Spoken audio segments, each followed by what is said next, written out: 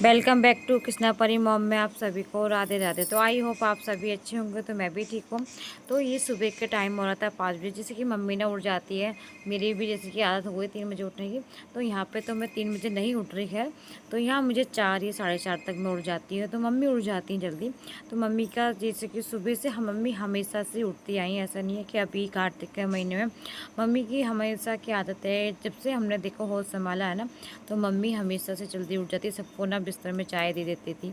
तो आज भी मम्मी की वही आदत है। मम्मी भी कभी कितनी भी ठंड हो, कैसी भी ठंड हो, मम्मी ना बिल्कुल भी कभी भी गर्म पानी से नहीं नहाती, ठंडी से नहाती है। तो बस मम्मी का ये है, तो मम्मी सुबह उठ के झाड़ू पोछा कर लेती है। तो मम्मी ने साफ़ सफाई कर ली थी, क्योंकि उस टाइम पे भाभी भी नहीं उठती जल्दी। तो उनका वो होता है कि 5 से 6 बजे तक वो उठ जाती है। तो मम्मी ने जल्दी उठने की आदत है। तो पापा को चाय दे देती हैं और पापा उठ जाते हैं, क्योंकि पापा की भी आदत है कि सुबह जल्दी उठने की। तो बस पापा मम्मी दोनों उठ जाते हैं। तभी मैं भी उठ गई थी अपनी, क्योंकि मुझे कार्तिक स्नान चल रहा था। तो मैके में आके कहते हैं नींद तो बहुत आती है, मगर क्या मेरा पूजा का नियम चल रहा है ना, तो मुझे जल्दी उठना ही होता है।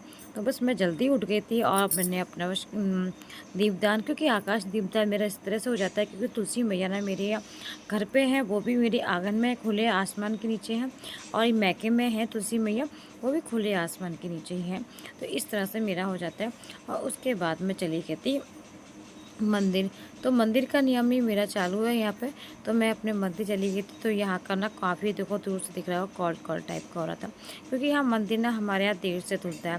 तो सुबह जैसे कि जल्दी उठ के धुल जाए तो वो नहीं धुलता। तो मंदिर ऐसे ही होता है 5:30 या 6 बजे तक धुल जाता है। तो 5:30 से तो खैर पहले ही हो जाता है, 5 या 10-15 मिनट पे खुद धुल जाता है। तो बस मैंने भोले बाबा को स्नान कराया।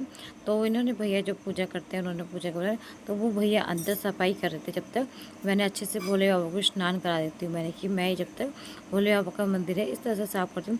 मगर यहाँ की मान्यता है ना, जो मेरी यहाँ मंदिर जो कहते हैं उनको भूड़ वाली माता रानी कहते हैं। तो इस तरह से कहते हैं क्योंकि ये 9 देवियाँ हैं। पापा बताते हैं ना, कि पापा कहते हैं कि जब पापा बहुत छोटे थे ना, तब ये भूड़ वाली माता रानी निकली थी। तो सिंपल सा इस तरह से ही था, ऐसा कुछ नहीं था। पापा कह रहे बस ये जो आगे जो आपको मठ दिखेंगे ना, केवल मठ मठ निकले थे। तो केवल मठ थे ना, अब तो काफ़ी अच्छा हो गया, फिर भी पहले से काफ़ी बेहतर हो गया। तो जिसकी जैसी मनोकामना होती है पूर्ण हो जाती है। तो जिसको जो जिस श्रद्धा जिसकी जैसी श्रद्धा होती है, वो वैसे ही सब अपनी मन्नतें पूरी कर लेते हैं। तो बस यहाँ काफ़ी सच्चा दरबार है, क्योंकि जो पूर्णागिरी माता रानी है ना, वो भी कहते हैं इन्हीं की बहन है। भोजपुर में जो हमारे यहाँ की मैके की जात लगती है, वो माता रानी है। तो ये सब बहनें ना हमें जब निकली थी ना, तो एक साथ निकली थी। तो जब ये इनका नाम जैसे भूड़ वाली माता रानी रख दिया, उनका पुण्यगिरी और जारत उनके भूसारी भोजपुर वाली माता रानी। तो इस तरह से, और जिसके सारे आप घंटे देख रहे हो ना, तो जिसकी जैसी मनोकामना पूर्ण होती है वो घंटे चढ़ा के जाते हैं।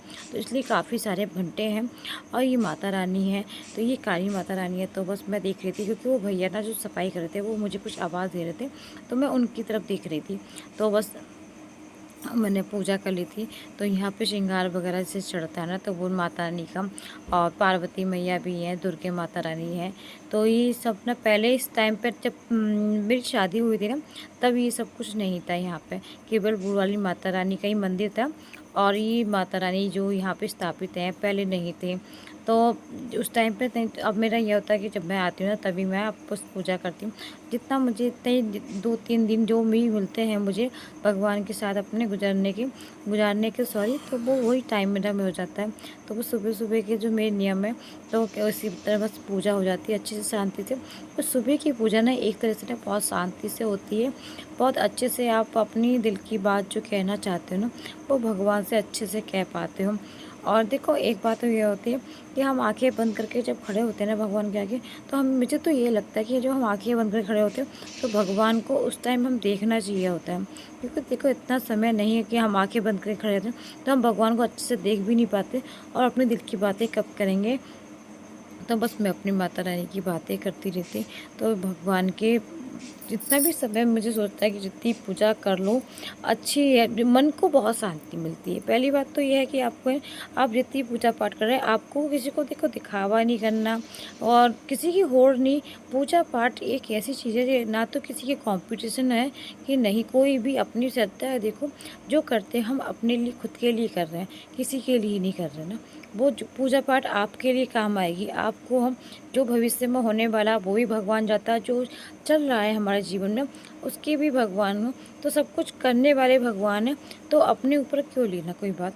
तो भगवान के ऊपर तो हर वक्त बस भगवान को याद करना और उनको धन्यवाद कि इंसान का जन्म मिला। हमें पूजा पाठ भी करो, 24 घंटे में आधा घंटा तो हम पूजा पाठ के लिए निकाल ही सकते हैं। देखो गृहस्थी ये सारे काम तो चलते ही रहते हैं। ऐसा नहीं कि आप सोचो कि अरे नहीं हमें ये सारा काम करके तब पूजा पाठ करूँ, तो वो टाइम आपको कभी नहीं मिलने वाला। वो तो आप सोचोगे, तो ऐसा सोचोगे तो आपको कुछ समय वो कभी नहीं मिलने वाला। तो सुबह के टाइम थोड़ा जल्दी उठ के अपने जो आधा घंटा जैसे भी समय है आपके पास हो, तो सुबह पूजा करनी चाहिए। तो ब्रह्म मुहूर्त की पूजा होती है, वो कहते हैं अच्छा मानते हैं।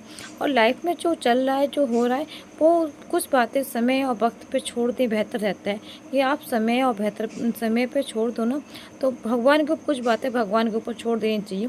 कि सब बातों का निर्णय आप खुद ही ले लोगे तो भगवान क्या करेंगे आके आपके लाइफ में आके। तो इसलिए जो कुछ बातें लाइफ में चल रही हैं उनको मैं सब छोड़ देती भगवान के ऊपर। मैंने तो अपना जीवन ना एक तरह से ना, सच कहूँ मैं अपनी अपनी दिल की बात कहती हूँ, आप बता रही हूँ आपको। तो मैंने तो सब कुछ अपने भगवान के ऊपर छोड़ रखा। जो होगा वो भी अच्छा ही होगा और जो चल रहा है वो भी सब अच्छा ही चल रहा है। तो बस जो मैं अगर बातों को लेके बैठूँ ना, तो फिर वो कहते हैं ना माइंड ख़राब भी हो जाएगा मेरा। तो मैं अपना बिल्कुल माइंड नहीं ख़राब करता। मेरा सारा समय होता है अपना पूजा पाठ, भगवान का नाम लेना। उसके बाद मैं आ गई थी पूजा पाठ करके। तो बस मैं देखो कितनी बातें करने लगी आप लोगों से। तो ये देखो वैष्णव मेरी, तो वैष्णव मेरी सबसे बड़ी भतीजी है। तो मम्मी इसकी चोटी कर रही थी। तो इस तरह से पहले मैं भी स्कूल जाया करती, तो इस तरह से चोटियाँ होती थी। मगर पहले ना जीवन ना फोल्ड करके ऊपर की तरफ बांधते थे। अब इस तरह से मम्मी बोल रही थी इस तरफ से बांधते, क्योंकि ये चोटी किसी को नहीं आती, तो भाभी को भी नहीं आती इस तरह से चोटियाँ बनाना। तो ये रिबन वाली चोटियाँ तो मम्मी बनाती है इसके लिए।